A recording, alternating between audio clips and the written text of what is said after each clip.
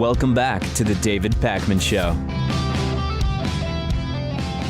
Welcome to the bonus show. Marijuana lube is a thing. It appears as though there is no end to the applications of marijuana and marijuana products. And you know what? That's a good thing. That's great. I guess a lubricant created by Matthew Gerson and the Aphrodite Group, aptly named, is designed to be a sexual enhancement for women. I don't know why not for men. Maybe just, I don't know, maybe it works better with women. I don't know. Our parts are different. And I guess some of the claims here are that it can give you a 15-minute climax. The effects of it were tested by over 100 volunteers. And I guess it was, found to be very effective. Now, it's only available as a medical marijuana product only in California, right? That's right. That's currently where you can get it. So you do need a note from your physician. And, I'm sure most physicians will be happy to hand you that note. I don't think, I don't think it'll be a big deal. And what condition is it supposed to be medicine for? Some kind of female sexual dysfunction?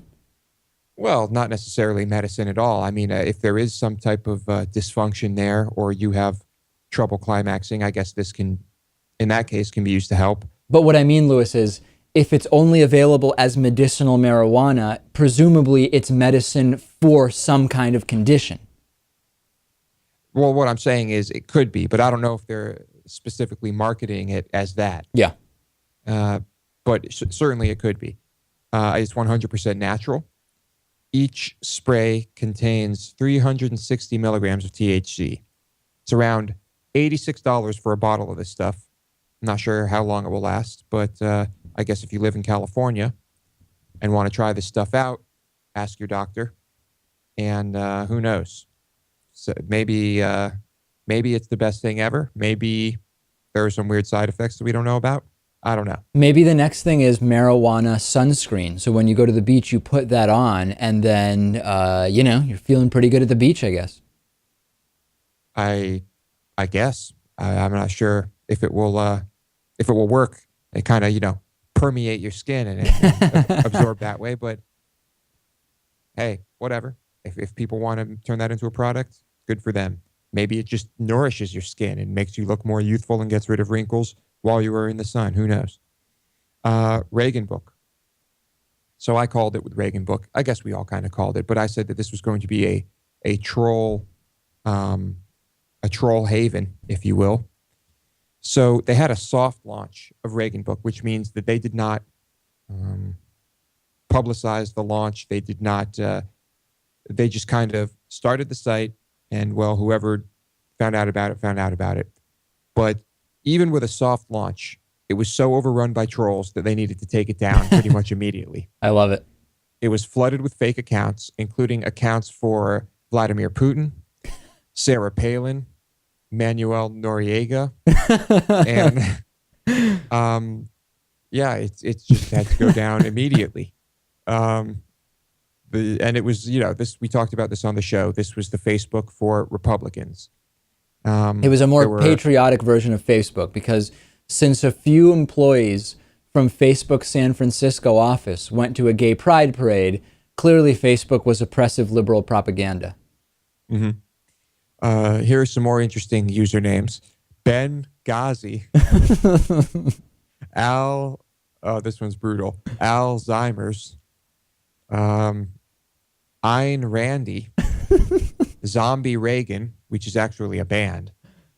And Ronald Reagan himself. Yeah. So this, I don't see how it could possibly exist and actually grow without having tons of trolls, because if it's going to be the type of thing where you have to research each person that signs up to make sure it's not a troll, even that wouldn't be foolproof, and it would just be so labor intensive that it wouldn't ever let the website grow significantly. Mm-hmm. So it's great that they did not foresee this happening or thought they could handle it. Clearly no foresight on behalf of the Reagan book, I don't know, staff or whatever you want to call them. Anyway, I hope it comes back, and it'll just be, I think it would make for some good laughs just going on there and reading the message boards, because it's going to be at least 50% trolls all the time, if not more. Here's a disturbing story. A Justice Department report on juvenile jails in New York City has just been released, and it is it's brutal, David. It's brutal. Lots of violence from the police or staff guards against the juveniles. Excessive force, you name it, it's happening. And this report was released after a 2.5-year investigation into violence at Rikers Island juvenile jail facilities. And it recommends major reforms to just about every aspect of how the juveniles are treated. Have you looked into this at all? Yeah, I looked into this report, but there was also a prior report that was not nearly as extensive, and I think it wasn't the exact same type of thing, but it addressed the same issue. It's pretty horrible. Yep. They found particular problems in the main jail that houses young inmates, where new correction officers are assigned to, quote, one of the most combustible environments at Rikers, ill-equipped to cope with adolescents who are often belligerent and suffer from a wide range of mental illnesses and behavioral disorders. They found that the jail guards too often struck inmates in the face and head with closed fists, while staff and potential witnesses are instructed not to report uses of force. And Lewis, this we're talking specifically about juveniles at Rikers right now. Rikers in general is a total disaster, and it extends beyond just juveniles. I mean, really, living in New York City, the stuff that you read in local press, which often doesn't make it to national press because it's just so frequent, Rikers appears to be a complete and utter disaster. Mm-hmm. It is a pretty terrible place. There's one case detailed here in August of 2013. 4 unidentified inmates suffered broken noses, perforated eardrums, head trauma, and facial injuries during a use of brutal force involving multiple guards in a trailer where school classes are held. And again later, when they were handcuffed in a clinic holding area. Incredible. And I guess the language in the correction officers' reports or their statements used very similar language. So clearly they were colluding with each other to, that does not make you look good, obviously. And listen to this. This is absolutely incredible.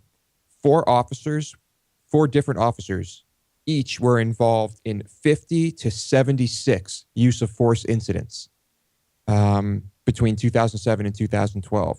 The officer with the highest number, 76, was disciplined only once during this time. Sometimes they were never disciplined at all. Disaster, just total disaster. Yeah. Incredible that one officer could be accused of this 76 times. What can we even say, right? I mean, it's like, okay, we know this is going on. We've covered this type of abuse beyond just New York City. In New York City, you have a huge population. You have these antiquated facilities like Rikers. We know that this is happening. We know that the unions rather, for a lot of these corrections officers, police, etc., are very, very strong. Rarely does anything happen that would even catalyze the most minute change. What do you do? I don't know. And think about, I know we talk about how sending nonviolent offenders or certain people to prison just turns them into harder criminals. What do you think is happening when you send a juvenile to Rikers? Right. For whatever reason, they are there for an extended period of time, getting beaten up, getting into fights with other kids. It's just a total disaster. Do you think that when they come out, that they are going to be like the model citizen? I think the chances of that are pretty slim. Yeah, of course. It's not going to happen. It's ridiculous. We know that. We know that the earlier you enter the criminal justice system, the more likely you are to end up back there, the less likely you are to have a successful reintegration into society. I mean, we know all of this stuff, and it's incredibly frustrating. Yeah, very, very frustrating, very sad. But On a lighter note, Lewis, can I mention the calendar situation that's going on? We've mentioned please. doing this calendar, this 2015 David Pakman Show calendar, and I asked for ideas. And do we want to have quotes from politicians that are funny quotes, or quotes from the show with like funny graphics, or do we want maybe to expand and have more Hatriot Mail graphics, one for each month? We did a call 2 weeks ago for more Hatriot Mail graphics, with the idea being that if we can get up to 14, we can do a 2015 plus November and December of 2014 calendar. We haven't received as many as we would need to do that. So I'm going first to the bonus show audience, to our members. Do you have ideas for the calendar? We've gotten great support from people who like the idea of a calendar, but not so much in terms of the ideas for what should be on the calendar. And I don't really know what direction to go in. I really want to do it. To really have this done for November, we need to start working on this by early or mid-September to get this all designed and printed. So if you have ideas, let me know. If you maybe would want to design the calendar, let me know. If you work at a print shop and maybe you would want to print the calendar, let me know. Any ideas we're open to, because people responded so positively to the concept. But now we just need some follow through in terms of, I'm not really that creative. I don't know what should be in the calendar. I really like the idea of the quotes from politicians. In an ideal situation, it would be crazy quotes from right-wing politicians, well, or left, on people on the left too, but crazy political quotes from prominent politicians. The thing is, it's not connected to the show in a significant of a way, you know? I don't know. I mean, we cover these stories. Anytime these crazy comments are made, we usually discuss it. Another idea could be, for each month, it's one of the craziest stories we covered historically in that month. So like, for example, if we covered the masturbating Korean teacher in July of 2012, maybe the July 2015 month is the headline and a picture, blurred out, of course, of the masturbating Korean teacher, although that would make the calendar not really safe for work, probably, even if it were blurred. That's an idea, right? And we look back, okay, in June, what different stories have we covered in June in different years? Oh, here's the funny one, and we'll have a screenshot from the video that went with it. That's an idea. I don't know. That's a good idea. I mean, what I like about the quotes from politicians one is that artistically, you can do a lot with that. So you'll have the quote, and then you can do whatever you want with pictures of the politician or things they were talking about as well, and kind of mix them together. And, artistically, I think there are a lot of possibilities there. All right. So that would be my vote. But anyway, keep the ideas coming, and we need to get this thing rolling. Oh, yeah. All right, that's it.